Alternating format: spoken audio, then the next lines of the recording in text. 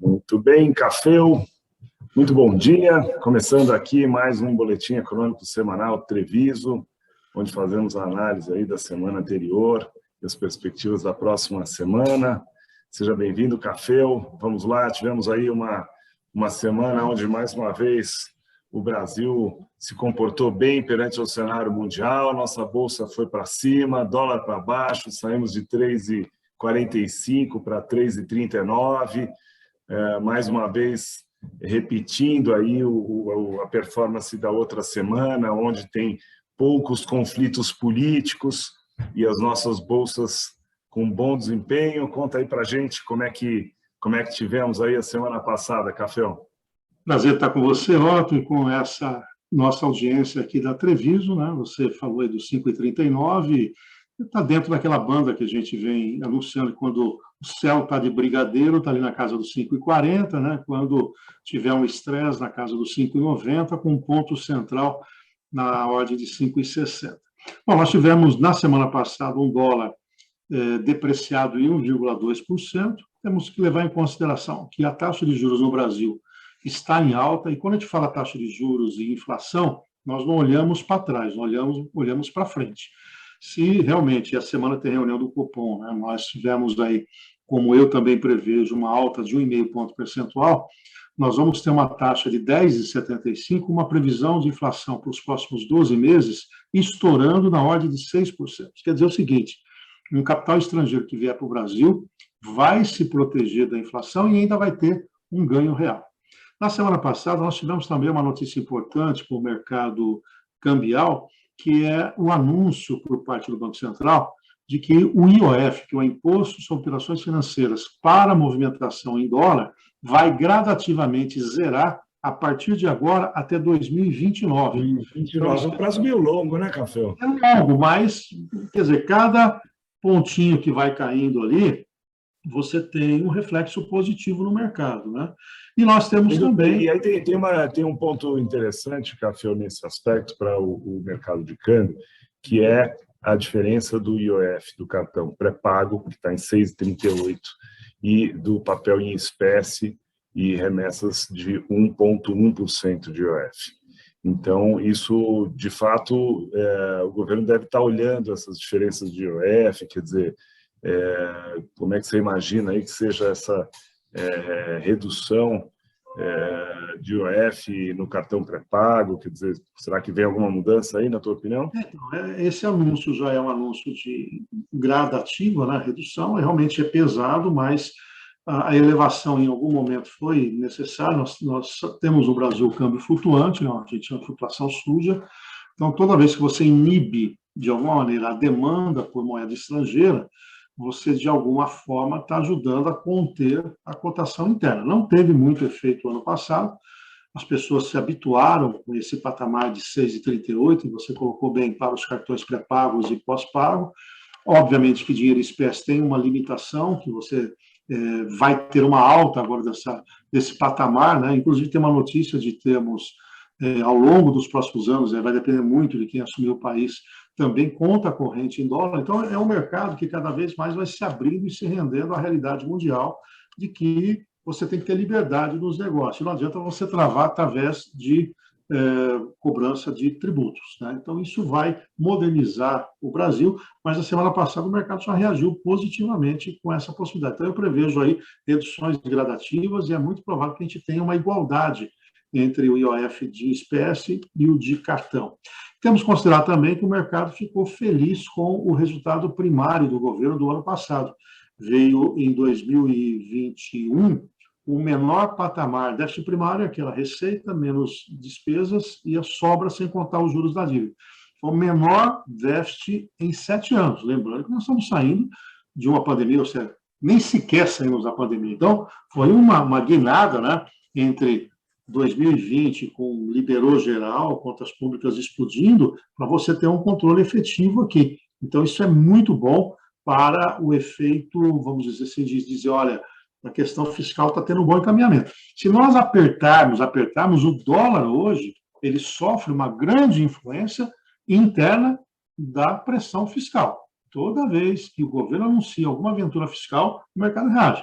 Semana passada foi o tal do fim do PIS e COFINS para o combustível, com uma proposta de emenda à Constituição em que você não teria obrigatoriedade de aumentar tributo em outra área, ou seja, não caracterizaria a renúncia fiscal. O governo já recuou dessa decisão. Por quê? Os técnicos do governo disseram o seguinte para o Bolsonaro: Bolsonaro, mexe nisso, você vai favorecer diretamente o preço do tributo. Só que aí, dúvida fiscal, dólar sobe. Dólar subindo contamina preço. Contamina preço, aumenta a inflação. A inflação aumenta, tem que aumentar a taxa de juros. Ou seja, para atender uma categoria, um setor, um determinado preço da economia, você abala todos os outros preços.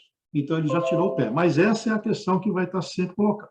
E nós temos que considerar que, para o nosso mercado, que o estrangeiro está entrando para valer aqui. Ele vem atrás de ativos descontados. A nossa bolsa está barata. Os nossos papéis estão baratos.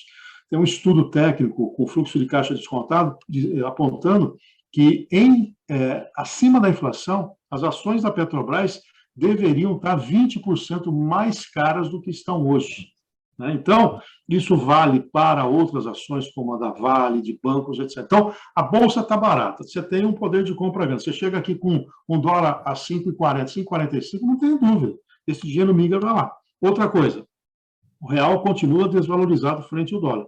E nós temos uma taxa de juros em alta, como eu falei, em perspectiva, se eu olhar os próximos 12 meses, é provável que tenhamos um ganho real de 5 pontos percentuais, o que não é pouca coisa. Então, esse estrangeiro que estava meio reticente começa a vir aqui, amplia a oferta de dólar no mercado e aí a cotação cai. Destaque também, na semana passada nós tivemos já a sinalização do Banco Central americano, e esse abala no sentido contrário, movimenta o mercado no sentido contrário, que vai ter uma alta de 0,25 ponto percentual, com uma redução já dos estímulos monetários nos Estados Unidos. Já teve uma precificação do mercado, o mercado já se antecipou, já fez o movimento, por isso que nós tivemos uma calmaria, mas, à medida que se aproximar do mês de março, que é quando efetivamente os juros devem aumentar, nós vamos ter um movimento no mercado cambial. IPCA 15, 0,58, ele é uma prévia da inflação desse mês, quer dizer o seguinte, apostas maiores de que a reunião do Copom, que começa amanhã e termina na quarta, de 1,5 ponto percentual no aumento da taxa básica de juros. Ômicron continua em alta, PIB nos Estados Unidos veio melhor do que se esperava no quarto trimestre, 6,9, o mercado apostava em 5,1. Temos que ficar de olho na tensão na Ucrânia, problema de impacto no preço do petróleo. O governo teve um déficit, como eu coloquei, de 0,4% do PIB só no passado, confiança do comércio em queda, confiança dos serviços em queda, mas a boa notícia é, apesar de momentaneamente estar em queda a confiança do setor de serviço e de comércio, o segundo semestre há um otimismo. E uma boa notícia para o Brasil, a taxa de desocupação no Brasil caiu para 11,6%, 12 milhões e 400 mil trabalhadores desempregados, é um número alto, mas para quem já teve 13 milhões e meio, estamos melhorando. Uma queda de 10,6%, temos aí cerca de 95 milhões de brasileiros no mercado de trabalho, um crescimento de 3,5%. 3 milhões e 200 mil pessoas novas entraram como taxa de ocupação no Brasil. Saiu o primeiro índice de inflação no mês passado, o IGPM, aquele índice que reajusta os aluguéis, veio em 1,82 no mês de janeiro, 16,19 para este ano. Agora há pouco, o Banco Central divulgou o boletim Focus, IPCA em alta, 5,38, desgarrando, Otto, daquele 5% de limite, 5,38 agora. Ano que vem, também alta, 3,5% para 2023. Selic mantida em 11,75 para esse ano, isso quer dizer o seguinte, se houver 1,5 ponto percentual agora, nós praticamente já vamos estar a 1 ponto de ter a taxa Selic definitiva. Então, teremos menos altas durante o ano. Para o ano que vem, o mercado trabalha com 8% da Selic, já refletindo isso que eu já falei. Com uma inflação menor, a tendência é que em 2023 o Banco Central comece a reduzir a taxa básica de juros. PIB para esse ano, 0,3 só, eu estou apostando entre 0,5, está dentro, no ano que vem um PIB de 1%. Para nós, a mediana do mercado aponta os mesmos patamares de dólar, 5,60 na virada desse ano e 5,50 na virada do ano que vem. Tá certo. E semana que está entrando, temos aí reunião do Copom, então vamos ter a definição de taxa de juros, que já tem aí uma expectativa de uma alta na taxa de juros. Temos payroll nos Estados Unidos. Vamos lá, vamos falar da semana que está começando, Café. Quais são as expectativas também em relação a notícias da Omicron, notícias da Ucrânia? O que você tem para nos contar? Daqui a pouquinho saem os dados do Ministério do Trabalho e Previdência sobre o CAGED. O CAGED é o Cadastro Geral de Empregados e Desempregados. A gente vai saber o crescimento ou não, né, do mercado formal de trabalho, que a gente chama de carteira assinada. Vamos ter hoje a divulgação do PIB do quarto trimestre da zona do euro e a sondagem dos gerentes de compra industriais lá da China. É importante porque a China, como nós colocamos semana passada, tem um possível crescimento menor esse ano. Esse indicador é importante para ver a movimentação do setor industrial. Amanhã, a Fundação Getúlio Vargas divulga mais uma prévia da inflação de São Paulo. Também temos o PMI industrial no Brasil, que é a sondagem dos gerentes de compra no Brasil. E a balança comercial de janeiro sai amanhã, viu, Otto? Então, para nós que operamos o câmbio, amanhã ficar de olho.